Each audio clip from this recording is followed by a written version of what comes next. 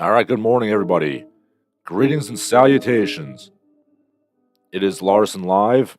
It is April 15th, and how is everybody? So we started off with the always reliable JonnyDeath and his game metal project, his cover of the Overworld theme from Crystalis. And boy, I'm dating myself on that one. I believe there's an actual name for that song, it's not just Overworld theme. Wild Fields, apparently. But anyway, is anybody going to be calling me out for not naming the Overworld theme from obscure SNK RPGs the wrong name? Anyway, let's get to the news. We got some comments already. Ponythroat was asking me about some kind of hikikomori guy who burned down an animation studio in Kyoto. No, that is not what this is about. It's actually about much more positive things, but we will get to that in a bit. Yeah, I was not aware that there was some kind of anime studio massacre that went on. Ponythroat also points out that when people snap in Japan, they get great ratios despite not having guns. He also points out that America has millions of guns and no dead politicians. Well, not for a while, anyway. Japan has one gun and one dead prime minister. America needs to step up its game. Yeah, I would say so.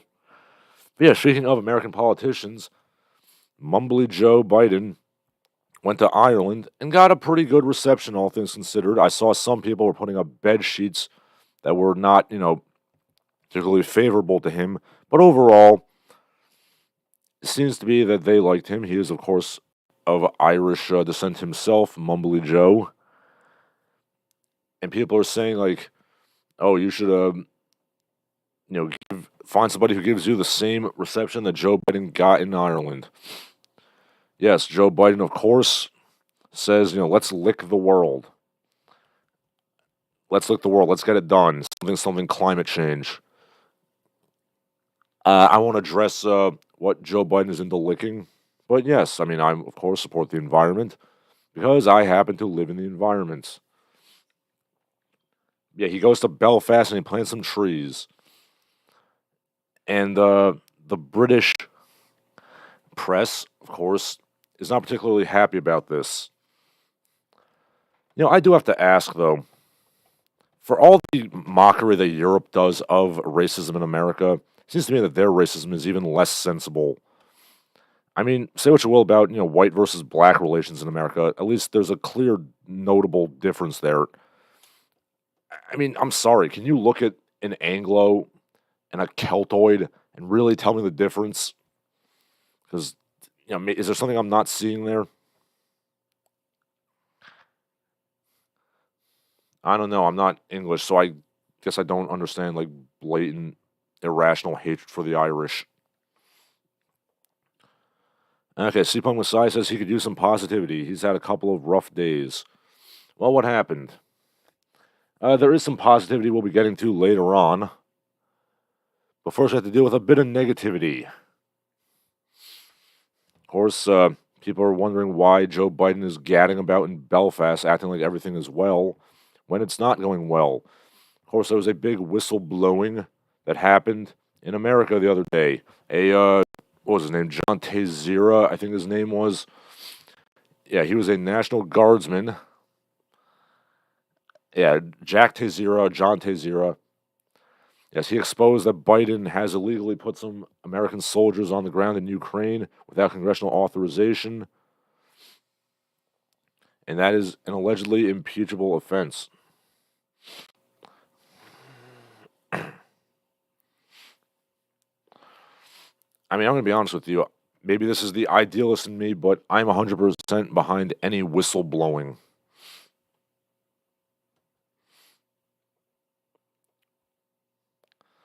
And of course, this devolves into, red team versus blue team horseshit. As, people who blew the whistle against Trump are still celebrated by the left. Well, this is beyond the pale, apparently.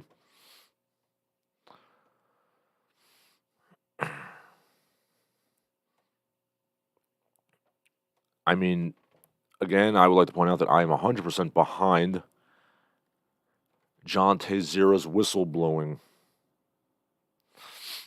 Of course, the media paints him as, a traitor, criminal, and all that. I don't approve. I mean, I'm a bipartisan whistleblower supporter, and I think all of you should be as well.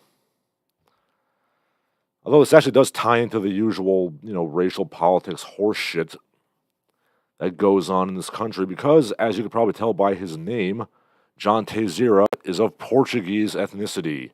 Texeira, of course, being a fairly common Portuguese name. And guess what?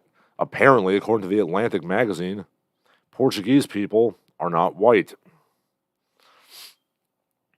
And I quote, "How should Portuguese Americans be classified? Are they white? Are they Hispanic? Are they minority? Portuguese Americans and other groups that defy simple categorization complicate America's approach to race and ethnicity." No, they don't. They absolutely do not. Last I checked, Portugal is in Europe, and white people come from Europe. I mean, this dude is quite clearly white. Just looking at pictures of him, Jack Texeira. Like, I'm sorry. Can we at least... I know we have to do this performative bullshit about, that Ta-Nehisi Coates, nonsense that he cribbed from, half-assed readings of Michel Foucault. The guys, the people who believe themselves to be white. Can we agree that white people, I'm doing air quotes here, white people means people whose ancestry is majority from Europe? Can we agree on that, please? And I know a bunch of midwits are going to be like, well, the Irish people were not considered white. No, that's wrong. That's wrong. And I can tell you why. There was never segregation of Irish people and Anglos. There was never laws against intermarriage between the two groups. It might have been socially looked down upon, but it was never legally against things. The concept of ethnic white really ought to be brought back, because it'll explain a lot.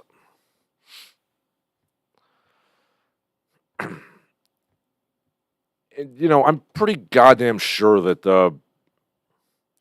you'd probably get punched in the face if you went up to like a Spaniard or an Italian or a Portuguese and told them, like, you're some wog, you're like a person of color. I mean, I'm not the most worldly man in the world, but I am aware that, a common French slur for Spanish people is something along the lines of Africa starts at the Pyrenees Mountains. On the other hand, I guess I can understand why, a Spaniard or a Portuguese might mark Hispanic on a government census box in order to, get that Skrilla, get those woke bucks.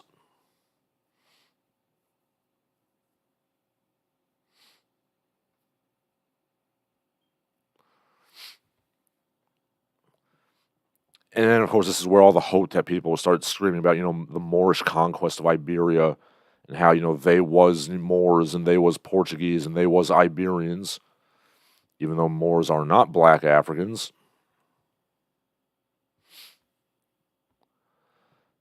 And yes, this Twitter thread I'm looking at is full of actual Portuguese people saying that they are white. Anyway, the point of all this is that Jack Texeira should really go hard into like proclaiming himself to be a person of color. Maybe he'll get a pardon that way. Either that or put on a dress, and I don't think he's going to debase himself like that. All right, let's look at some comments here. Okay,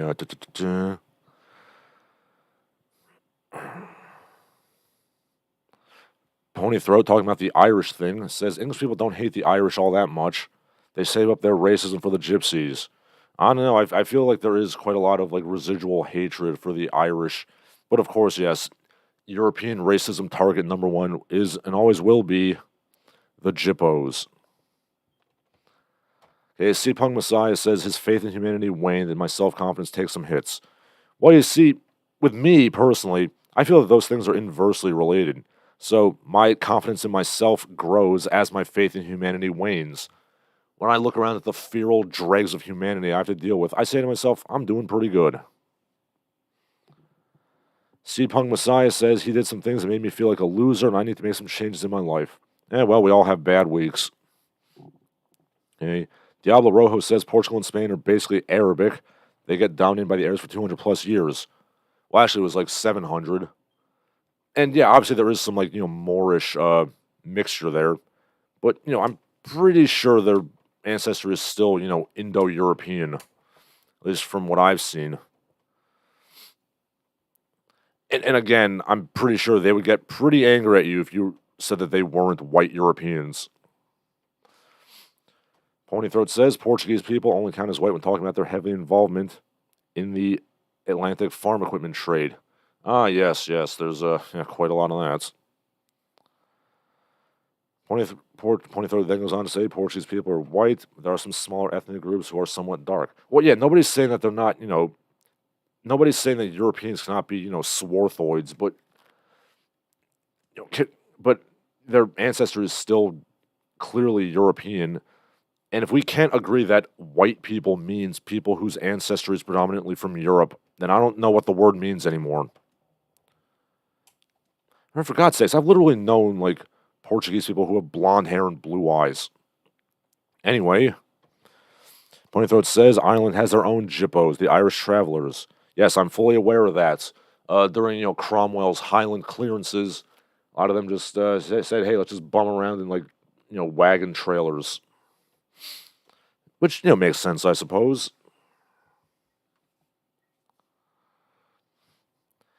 Anyway, this whole Portuguese situation, vis-a-vis whether or not Portuguese people and Spanish people, for that matter, are white or not white, that actually does complicate things, and I don't think the wokeists are really prepared to have this conversation. Why? It has to do with what Ponythroat said. The biggest proprietors of the transatlantic slave trade was not, white Angloid Americans. It was the swarthy Meds, Spaniards and Portuguese. Like 95% of the slaves went to the Spanish and Portuguese colonies, not Anglo-America. They were some of the biggest colonizers. They were the biggest colonizers of the New World, and they also had some African colonies and Pacific colonies. The point I'm trying to make here is if Spanish people and Portuguese people are suddenly declared to be not white, then that means, dun dun dun, people of color were colonizers and slavers and imperialists and genociders. And heaven forbid that happen. I mean, it's going to be a very complicated situation, and I don't think people are prepared for that.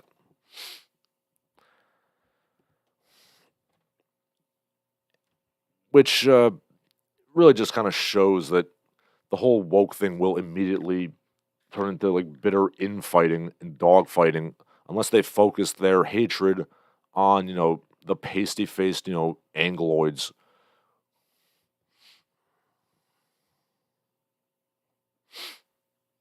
Which is why they have to do these, 10 minutes hate, or 2 minutes hate, sorry, every now and then to remind everybody who the true enemy is.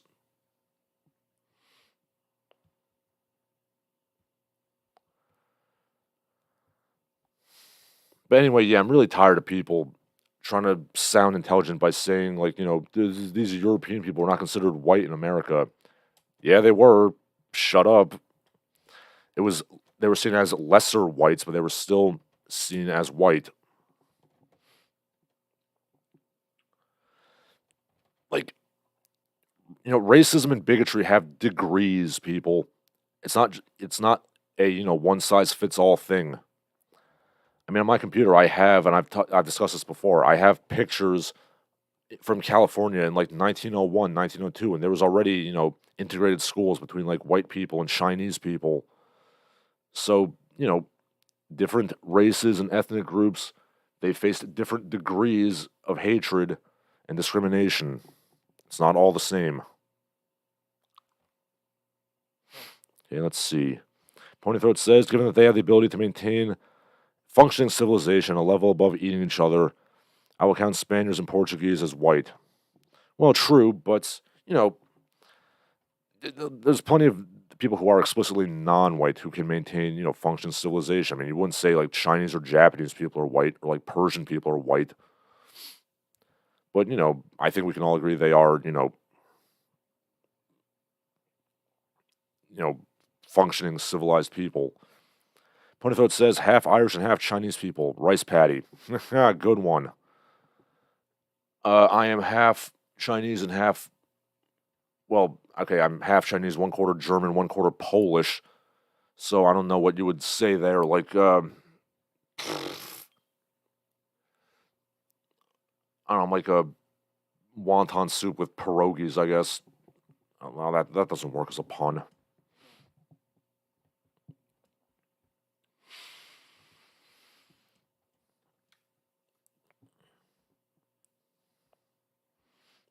Yeah, but anyway, it's a really dumb thing.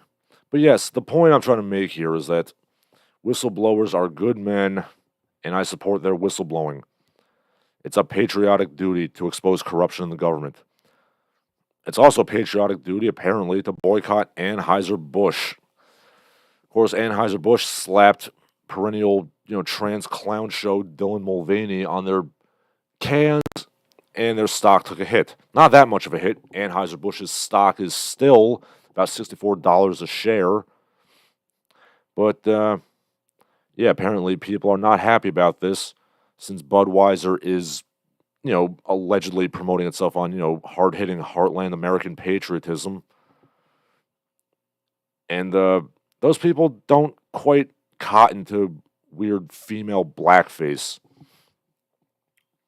This is also leading to a general boycott of Budweiser's, or the parent company InBev's other brands like Beck's, Bach Beer, Bohemia, Brahma, Brava. I'm just going to read through these, briefly. Okay, Breckenridge Brewery, Budweiser's, Busch, Corona, Foster's, and Michelob. I mean, you shouldn't be drinking this stuff anyway because it's all garbage, piss water, like natural ice. Only broke ass college kids drink natural ice. Stella Artois. It's all crap beer. You should be drinking that anyway. I mean, I don't drink it.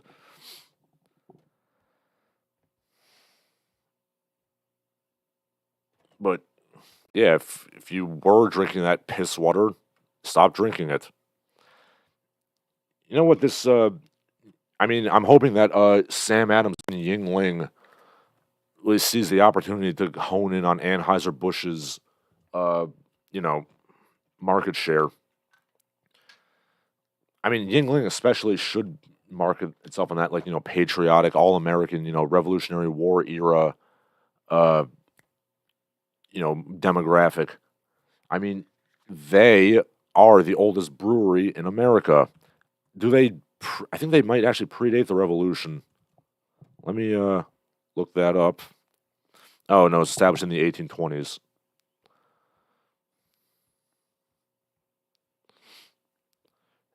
Yeah,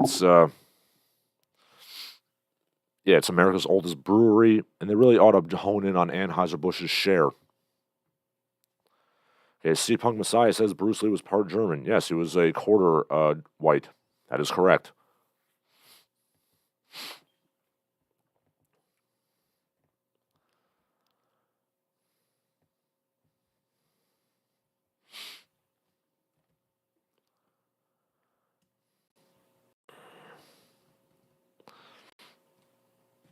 I mean, correct me if I'm wrong. Wasn't the late John McCain's wife Cindy? Isn't she like a member of the Anheuser Busch people, the family? I mean, I don't care for John McCain in general, so that's another reason to boycott Anheuser Busch. Yeah, you should. I mean, I can't stop naming reasons to not drink that piss water.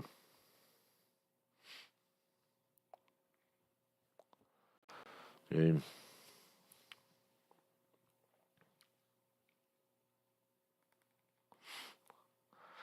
Oh, and apparently the Budweiser CEO is former CIA, but I'm sure that's just a complete coincidence.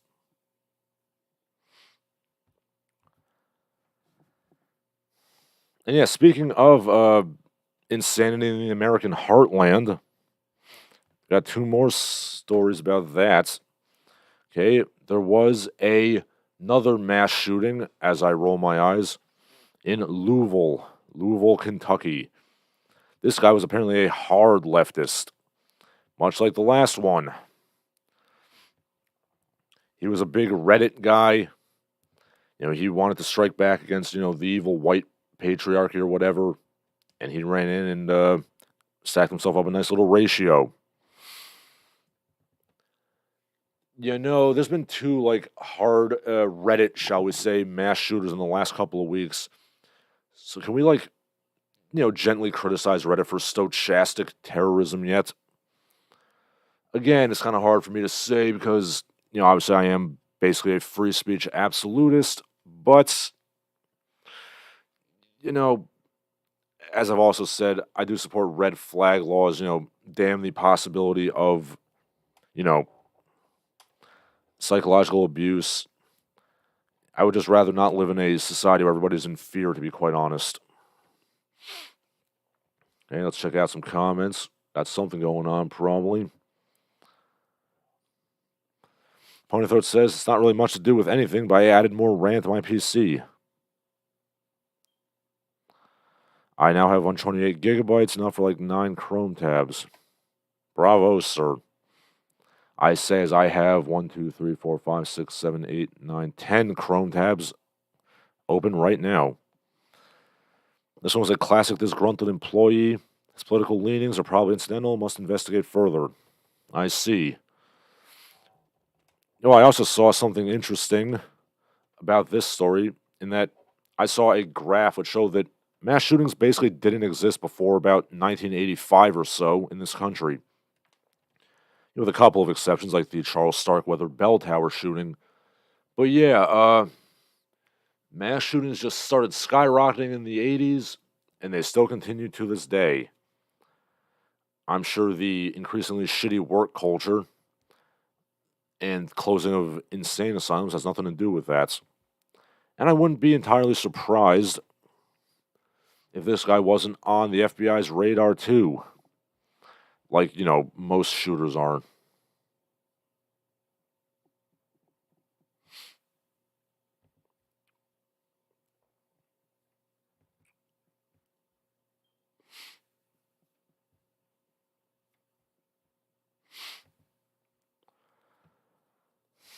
All right, and finally, actually, we have a lot more race-based insanity because that's what modern America is all about. Damn it, it's about race grifting and race pimping and general sort of I don't know what you call it, guilt tripping. Yeah, so something. Yeah, we can't leave our dusky brethren aside. Yeah, so the New York Times reports on a story on April 11th. A former sheriff in rural Mississippi has been accused of abusing those under his watch, turning a blind eye to raped women and trying to cover it up. As allegations mount, MS Today News and NYTimes found no one scrutinized how he ran the jail. The picture headlining the article is a picture of the rather decrepit-looking rundown jail in Noxubee County, Mississippi. Now, I should point out that you have to read the story and read 30 paragraphs in to discover who the sheriff is. It's David Grisseri. He is a black man. I'm curious as to why they didn't open up the article with, I don't know, the accused picture.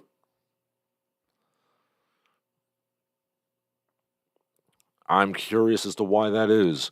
Perhaps it's because the New York Times knows that when they say, crooked rural Mississippi, rapist sheriff, they want you to have a certain image. They want you to have the image of some fat redneck Buford Justice kind of looking guy.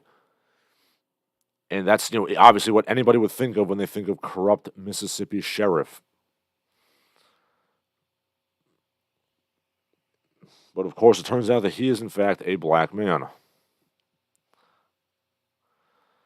Oh, those damn white supremacists, being corrupt and ruining everything.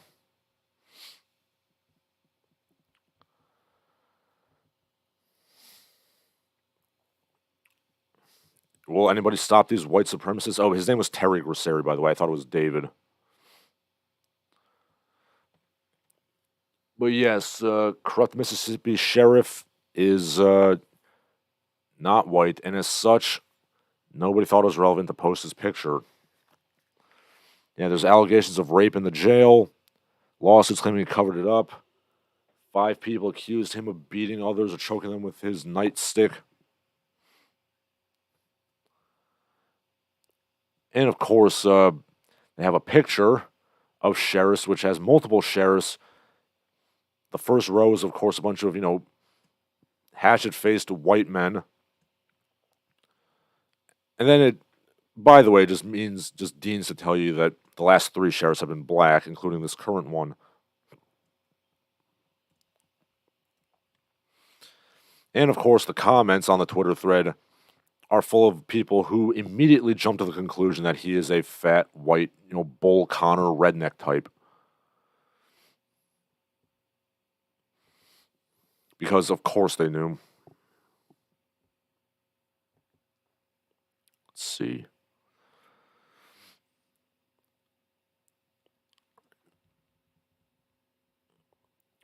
Pony Throat says he has more ran than that Weird Al Yankovic song did 25 years ago. Is that all about the Pentiums? Pony Throat says, weird, 1985. That's about the same time the Department of Education was started, and America's education ranking dropped from the top 5 to number 40 in less than 5 years. I believe it's 25, actually. But yes, curious. It's really curious as to how America was a functioning country very recently, and now it's not. C-Punk Messiah referring to the Terry Grasseri, prison thing in Mississippi. It ties back to divide and conquer. Yes, it does. Imagine what the world would be like if we weren't constantly stirring up racial controversy. Pony Throat says when you read a news article about some heinous crime, if the guy in the thumbnail is white, he's the victim. That's not necessarily true. Occasionally they will just get random stock photos of some, mean-looking white man, but then, deemed to mention 10 paragraphs in that the guy was actually not white at all. Pony Throat says choking them with his nightstick. Yeah, yes.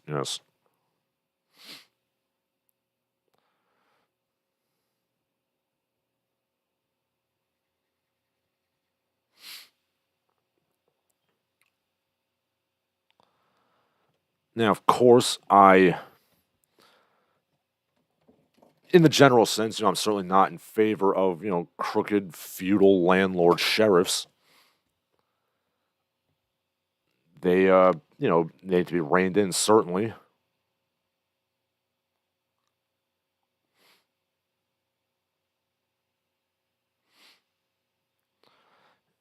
Whether they're white or black or any other race, sheriffs can be corrupt, and it's not good.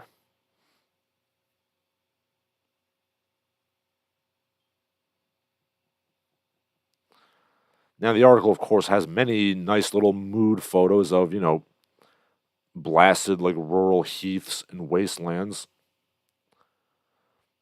The Noxubee County Courthouse is reflected in the window of an abandoned shop in Macon, Mississippi.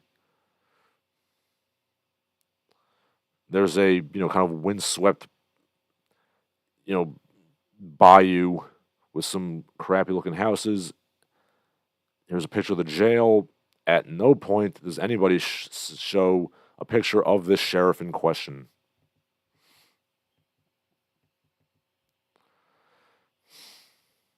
I mean, I'm not against black sheriffs in general. I worked in Blazing Saddles. But yes, this particular corrupt sheriff ought to be stripped of his office. And yeah, speaking of our dusky brethren, the dusky sorority this time, Netflix announces a film about Queen Cleopatra. Queen Cleopatra is depicted as a black woman. She was not in real life. In actuality, Cleopatra was the product of about 10 generations of Macedonian inbreeding. Macedonians are very white. Again, they're Greek. Greece is in Europe. Henceforth, they are white. But of course, she was in Africa. Egypt is in Africa. Therefore, they was queens. And yes, I will die on this hill.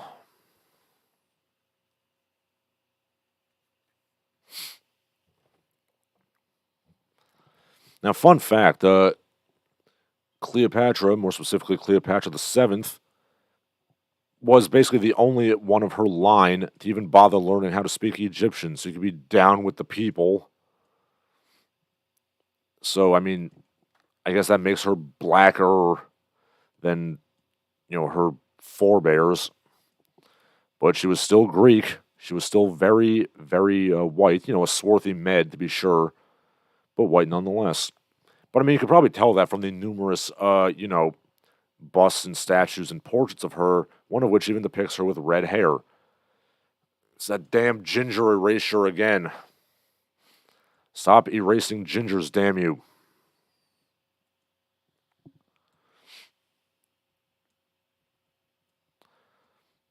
But I mean, I suppose depicting a black Cleopatra is slightly more accurate than depicting black Anne Boleyn or Lancelot or whatever the hell they're doing on the BBC nowadays.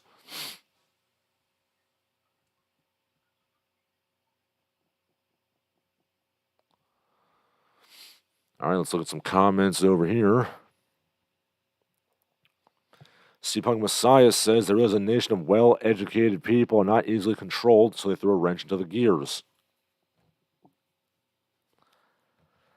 Ponythroat says, I'm in favor of black police officials. They're significantly better at brutalizing black people. They can disappear in the dark for stealth ops. Yes, I am slowly coming to the conclusion that people are basically going to be demanding, like, segregation to come back. But, it's like good, left-wing woke segregation this time. And hey, if that'll... What I mean is, like, if it'll kind of make things easier, so to speak, so be it. Like, if it'll stop, claims of institutional racism, why not have all black cops, patrolling black neighborhoods?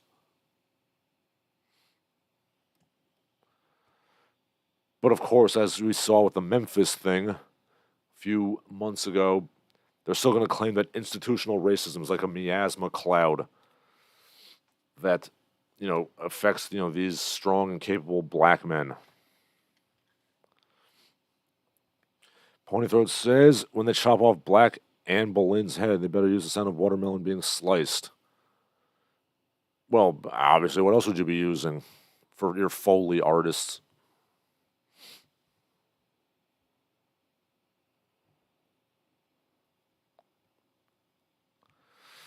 Anyway, yes, the Queen Cleopatra trailer on Netflix is getting absolutely ratioed in the comments. Of course, YouTube stopped showing negative thumbs down, but if you get the app, you can see it has 7,399 likes and 22,328 dislikes.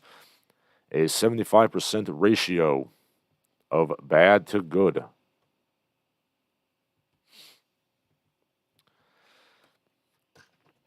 Again, I must ask, why are they not making actual, like, Black History things, which I genuinely would be interested in seeing? I mean, the story of Bass Reeves, the Lone Star, is still, still sitting on the shelf, not being made into a movie. The life and times of Haile Selassie is still sitting on the shelf. Nobody's making that into a movie.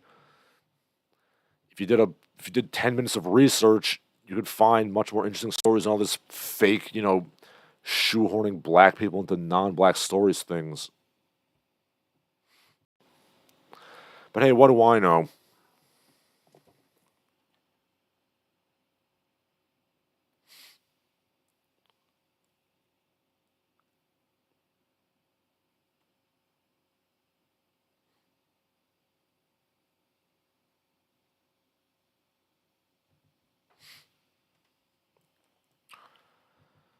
Okay, let's see what else we got going on.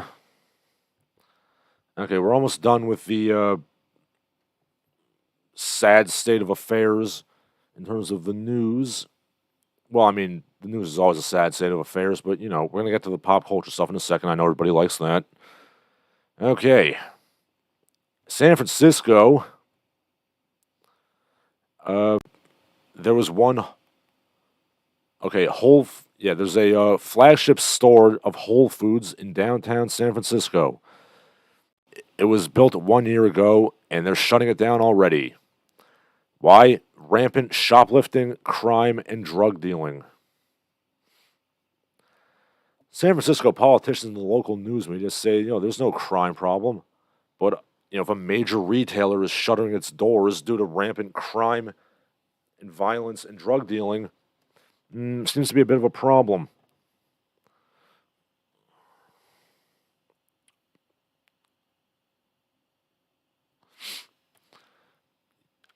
It pains me to see what happened to San Francisco, to be honest. I mean, San Francisco used to be the Baghdad by the Bay, which I suppose it still is, in a manner of speaking. Of course, back in the day, when they referred to it as Baghdad by the Bay, they were referring to Harun al-Rashid's mythical Baghdad of the Arabian Nights. Nowadays, it's like, modern Baghdad. I mean, if you want to be technical, Baghdad hasn't been Baghdad, since the Mongolians in the 1200s. But that's beyond the point.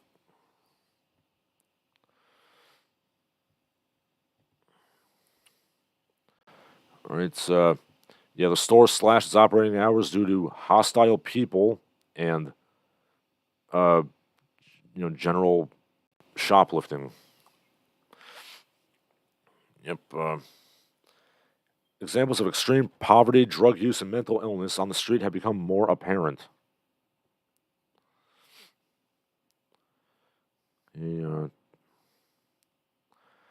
The bathrooms were full of syringes and crack pipes.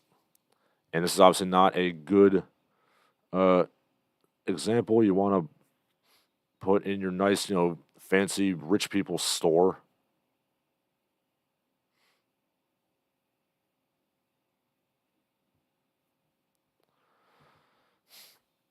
Got it.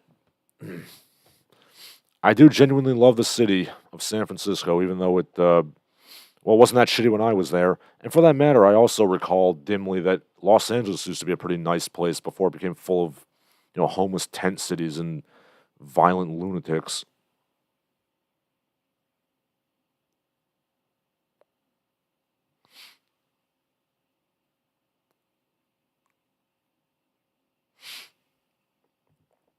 Oh, look, and here's a nice little video from San Francisco. A woman gives birth on the street after smoking crack all afternoon. She just, she's just laying in like a reclining position and just, lets it rip. That's wonderful. So is it fair to say that San Francisco is basically a sci-fi dystopian hellscape at this point?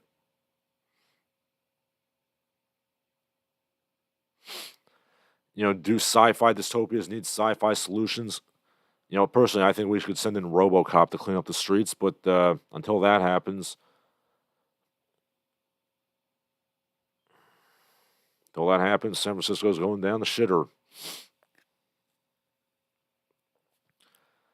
This can't be sustained. We cannot have a society where women are giving birth on the street and like heroin addicted lunatics are like screaming and raving and throwing feces at children on public playgrounds.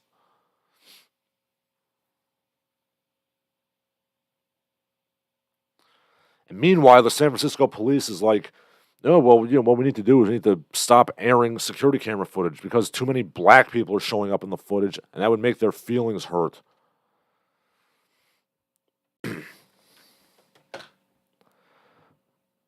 Something's got to give here.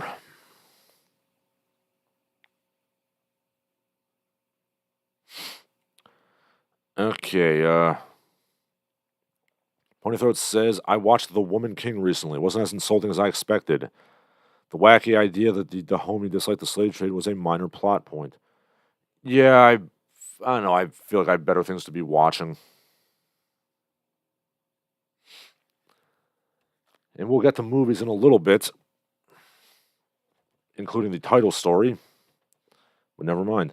Okay, C-Punk Messiah says, Baghdad has not been the same since they lost the 3 magical golden balls. Yeah. I mean, in all honesty, I feel like the mighty One Eye might actually be a better, mayor of San Francisco and a governor of California than Gavin Newsom, to be quite honest.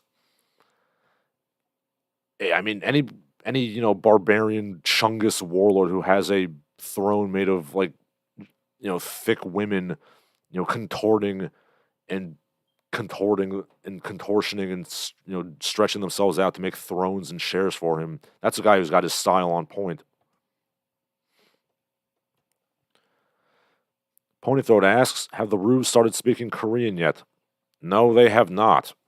That's a shame. I really think they ought to. Because, as we all know, the Asian hate crimes are committed largely by the Swarthoids. Just saying.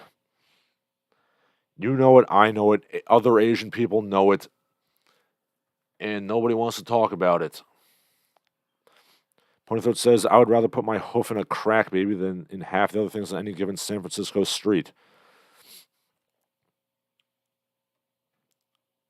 The way I would describe San Francisco is like, imagine a beautiful painting that has a bunch of feces thrown on it. You could theoretically scrape the feces off and have your beautiful picture again. But, is anybody going to even try?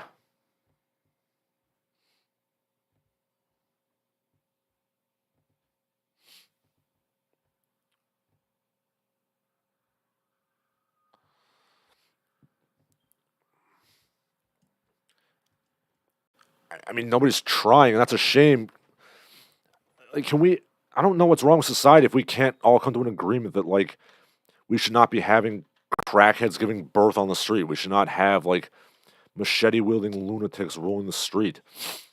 But it's like I was talking about last week, or actually 2 weeks ago. It's like, you talk to people about it, and nobody cares. It's like, well, it's like, it's the problem with capitalism, it's all part and parcel living in a city. You gotta enjoy that city life. You gotta have, like, feces thrown at you and watch, meth heads giving birth on the street. Woo, city life, woo!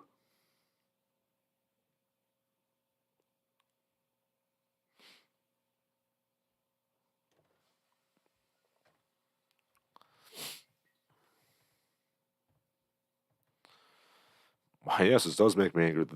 As a teacher, the state of decay in society is something that is very important to me. Ponythroat says, San Francisco, paved with liberalism. Yes, it sure is. I mean, I've said it before, and I'll say it again. Like, by the standards of, like, the 80s or 90s, I'd probably be a liberal. But, like, when it becomes, like, let your freak flag fly, just let screaming derelicts rule the streets, that's where I have to kind of put my foot down. I'm sorry. I'm sorry if that makes me some kind of, like, weirdo fascist man. I wasn't aware that enjoying safe streets was, like, a political signifier of evil, but I guess it is.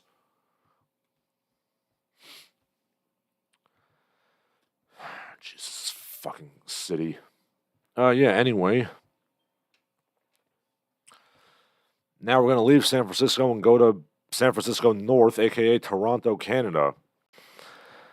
The Toronto public schools are getting rid of, stale, dead white male writers in 11th grade English.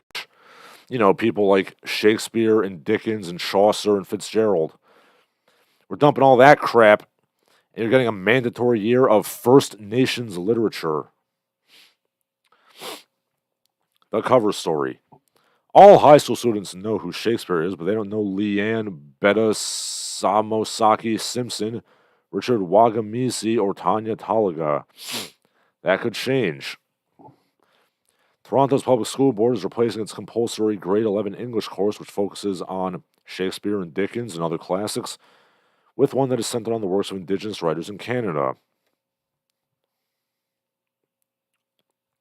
Okay. Apparently, a Indigenous student trustee, Isaiah Shafcott, he wanted to revamp the course content because, this white stuff is not relevant to me. Now, it's worth pointing out that this kid actually does look like he is Native American, unlike most, political Indians nowadays. So I guess, he has that point in his favor. Education is the starting point for a lot of critical and transformative change, said the grade 12 student who attends. Oh, Jesus, how I gotta pronounce this. He attends Kappa Pama Chakwu Wandering Spirit School.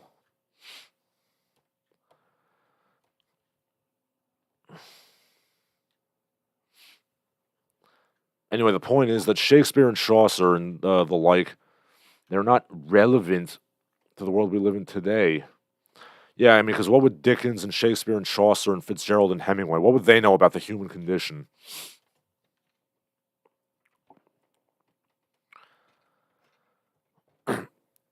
I mean, I kind of agree that there should be some attention given to, non-white people's literature, but chucking, you know, Shakespeare in an English class seems a bit, what's the word? Stupid.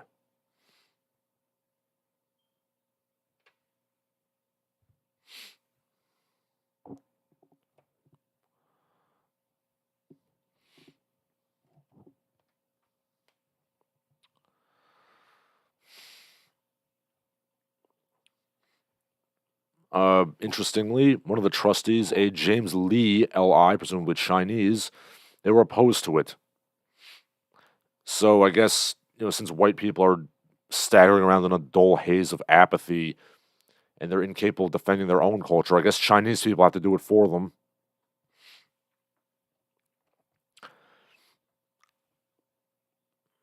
I mean, to the credit of my people, I suppose they're not really they're not really that woke. I mean, there are some woke Asians and they're incredibly annoying, but there's I guess some of them are willing to defend at least some aspects of Euro culture, which is kind of sad that Europeans won't do it, but whatever. I mean, they're certainly less woke than Indian people, which I'm not entirely sure why Indians have gone so far on the woke train. But yeah, all in all, I don't approve of this. I mean, America and Canada kind of constantly jockey for positions of who's going to implement the most insane woke nonsense. And I guess in some respects, Canada's ahead of us, ahead. In some ways, they're not.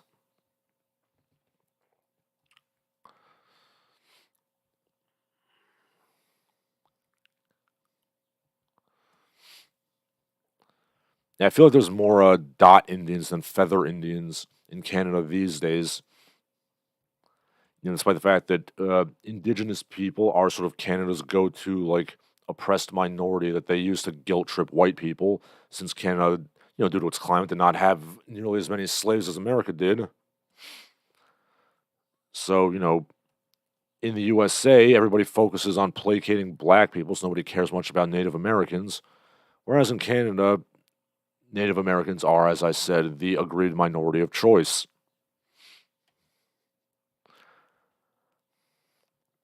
Perhaps the Indian, subcontinental Indian population of Canada just resonates with the native Indian population due to similarities in nomenclature. Because otherwise, I don't know what it is. I mean, maybe Akash Singh, the comedian, is right in that all Indian wokeness is just about resentment that Stacy Cornbread blonde cheerleader wouldn't go out with you on a date. That might just be it, honestly.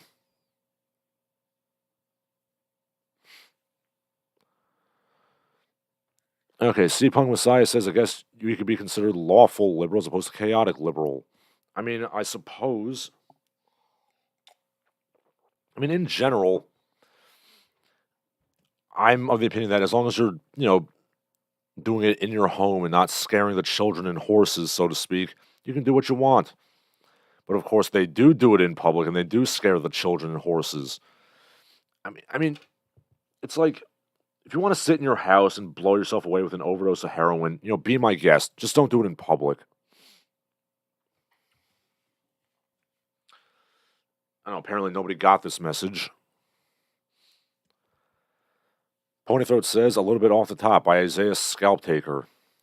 Ponythroat also asks, books from cultures that actually had writing systems need not apply. Yes.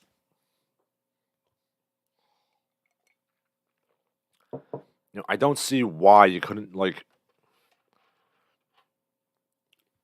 I mean, when you're in grade 11, aren't you already, I presume it's the same grade system as America, you're 16, 17 years old, in grade 11, they should have been exposed to indigenous writing, th through the other 11 years of education they've had.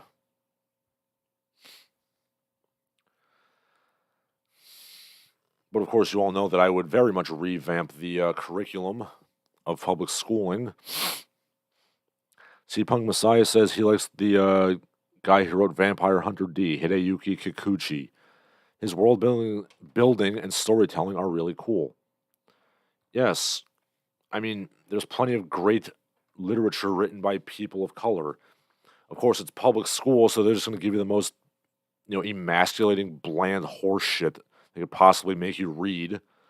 Because, I mean, I was in public school in the, 90s and 2000s, and I can tell you, they already had plenty of, proto. I mean, when I was there, they already had plenty of like proto woke, like people of color dog shit that sucked.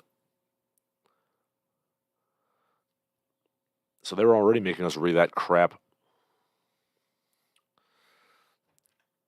And like I basically would never read for pleasure, like from the time I was like 10 until I was 16, when I was in my school library and I discovered the anthology of Pulp Fiction. And that single handedly reignited my love of literature.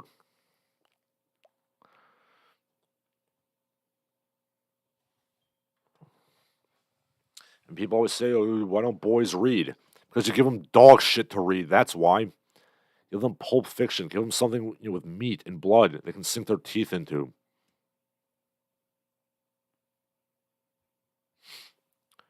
Okay, Ponythroat says, scaring the horses, I'm hardly trembling in fear. Ponythroat also says Native Americans and Sub-Saharan Africans both have something in common. They know how to read and write despite being right next door to cultures that did for centuries. I mean, to be fair, were there really literate cultures in the okay, well, I should say that. I mean, obviously, you had like Mayan like codices and stuff, but your average Native American in North America probably wasn't going to be able to go down to the Yucatan and like learn from like Mayan codices. I don't think so. Sub-Saharan Africans don't really have any excuse. Sipunk Messiah says he hated English and literature class. They introduced us to the classics, but it was boring as hell. Yeah, yeah.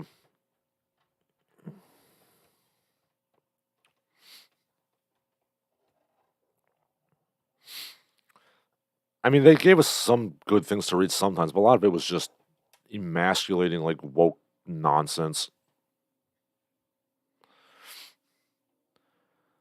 Hey, Steampunk Messiah says he read the book American Kung Fu by Matthew Polly. Ah, the same guy who wrote the Bruce Lee biography, not autobiography, obviously. Bruce Lee cannot write from the grave, although he did fight back from the grave once, according to some crappy 70s movie. But yeah, I did not read that book by Matthew Polly. I will have to check it out.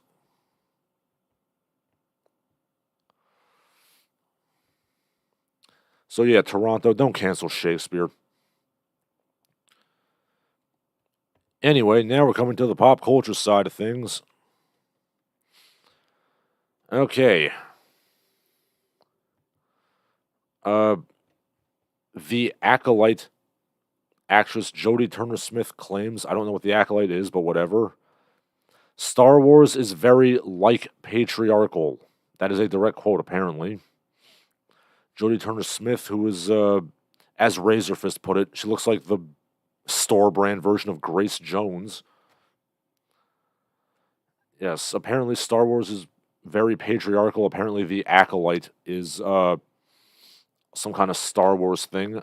I've so stopped caring about Star Wars decades ago.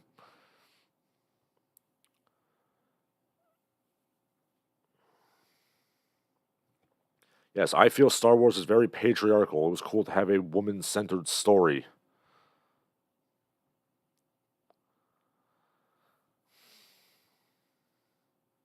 I don't know. I question how patriarchal Star Wars is, to be honest. Okay, let's see. Leslie Headland is a square-jawed woman with problem glasses, so she's, I guess, writing the show. She's wearing a Hillary Clinton-esque pantsuit, and yeah, it's not great. I mean, Star Wars continues to be a goddamn money sink that produces crappy show after crappy show after crappy show, and just keeps getting worse.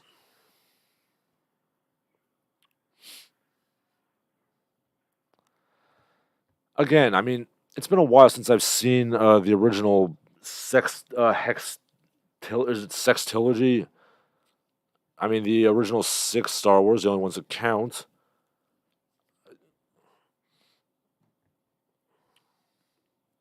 I don't remember seeing that much patriarchy uh, in Star Wars.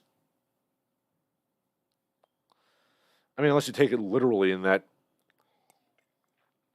the fundamental story is about the rise and fall and redemption of Anakin Skywalker, who is literally a paterfamilias, a patriarch. But I don't think that's quite what they mean.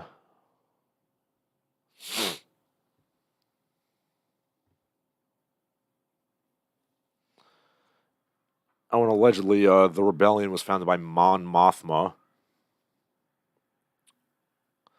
who I believe is a lady.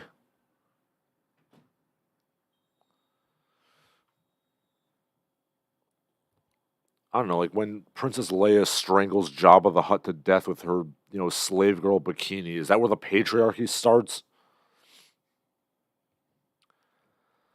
I don't know. I don't. Why would. I would ask why Disney's hiring people who hate Star Wars to write Star Wars, but I know why. It's about the message. It's about demoralizing people. It's about destroying their childhood nostalgia.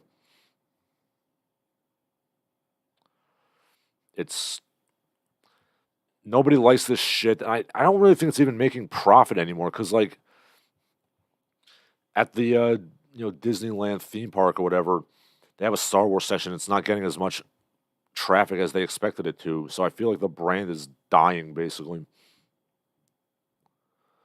So it's not even profitable, but you got to make that message.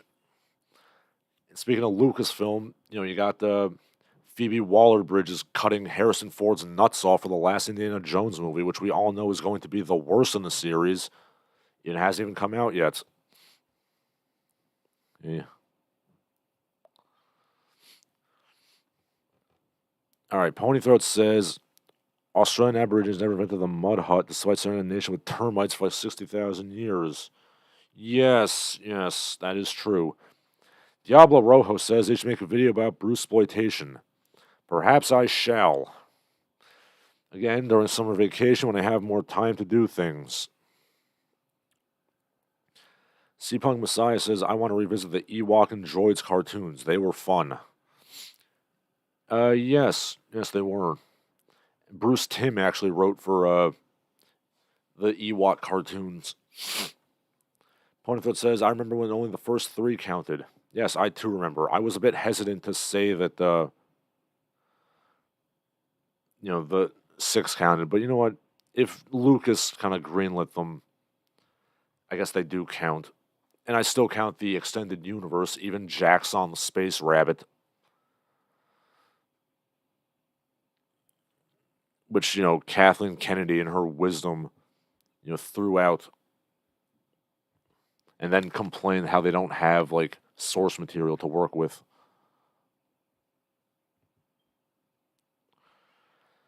And finally, in movie news, Larsen actually got around to watching the Super Mario Brothers movie, hence the name of the title stream. And it was actually pretty good, I'm not going to lie. Yes, hence the name of the stream. Middle-aged Hirsute Man, BTFOs Cartoon Studios.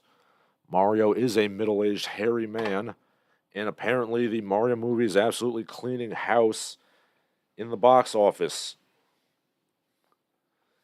It is one of the most, if not the most successful animated movies of all the times.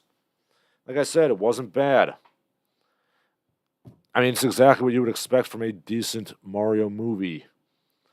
Now, first of all, I'm just going to say that this movie does not have any of the bullshit they have in like other, hack-ass cartoon movies. Doesn't have people randomly shaking their asses or dancing around to like 30-year-old rap songs or like stupid, jokes about Twitter or crap like that. Any of that bullshit. Random playing of Sir Mix-a-Lot. Yeah, if you make a animated movie and you deliberately choose to not have any of that bullshit, you've already earned a 7 out of 10 in my book. Much like the Peanuts movie, which had the Schultz family making damn sure that those hacks at Illumination didn't, crap it up. This Mario movie had Shigeru Miyamoto directly involved. And, yeah, I'm assuming he put his foot down to make sure they didn't have any of that bullshit. Ponythroat asks, is it true that Bowser turns Peach into a baby factor in the after credits scene? No, he does not. Bowser does spend most of the movie actually simping for Peach, but yeah, he does not. There was no Bowser on Peach action. I mean, it's exactly what you would expect. It's fine. I mean, most of the time I was like watching things in the background, pointing out like shout outs to other things. Like, oh my god, they played the Donkey Kong rap. Oh my god, Mario's playing Kid Icarus. Holy shit, Eddie the Yeti is in the background in the Donkey Kong scenes. And, the voice acting was fine. It was still kind of everybody just kind of doing their own natural speaking voice and phoning it in. But, it was fine for what it was. I mean, I do still say that Bob Hoskins was the best portrayer of Mario, and I would have preferred that kind of voice, but Chris Pratt was okay. And yeah, overall, there's nothing really bad. Yeah, I can't say that the Mario movie did anything bad. It was perfectly serviceable for what it was. It was exactly what you would expect from a Super Mario Brothers movie. I mean, obviously you wouldn't go in expecting Citizen Kane, or hell, you shouldn't even expect Legacy of Kane. Apples to apples. But yeah, overall, it did exactly what you would expect. It was perfectly competent. Give it a solid 8 out of 10. Oh, and they had like punch out things, like a lot of punch out actually, which I actually really liked. There was like one very brief like Zelda reference in the background. It was like a street sign. It was like Zelda Street. I think Shigeru Miyamoto is realizing what I feel, that Zelda should be kept as far away from the Mario cinematic universe as possible because it's so tonally different. Zelda should be taken dead seriously like Lord of the Rings. And, hopefully I think they're going to keep that in mind.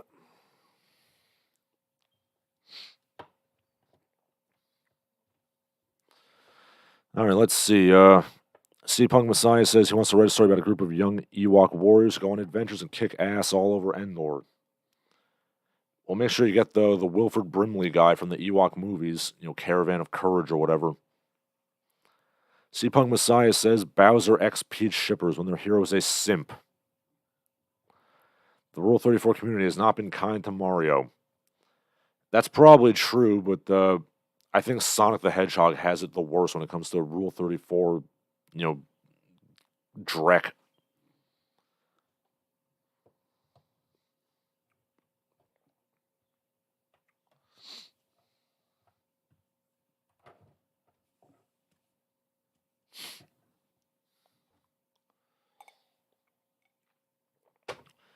And yes, there is an after credits scene hinting at a sequel. I guess I'll just tell you. It's a Yoshi's Egg. I was hoping that it would be Danny DeVito doing the voice of Wario, but that's not happening. At least not so far. So, yeah. That about does it for my prepared remarks. If anybody has something to say, you can say it now. I'm going to coffee up.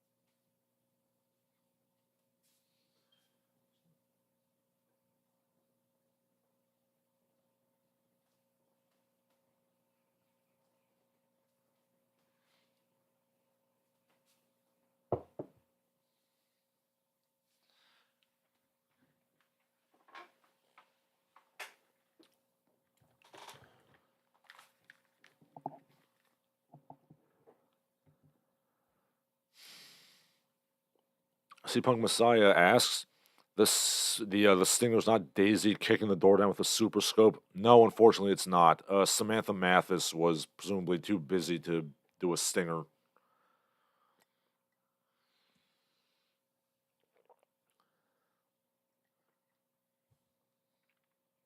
Yeah, I'm very disappointed myself. Punk Messiah says, I wonder how Movie Bob is handling the movie. I was wondering that myself when I was watching.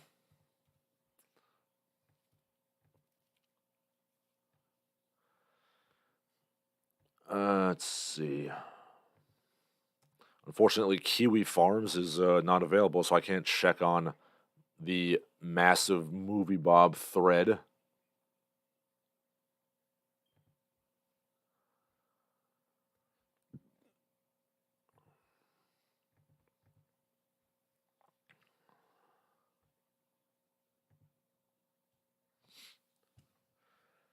If there was one thing I was disappointed at, it's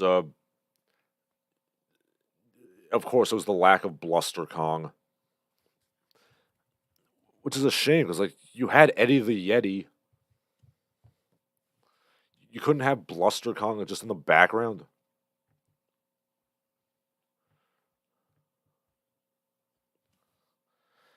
That was a deliberate choice, damn it.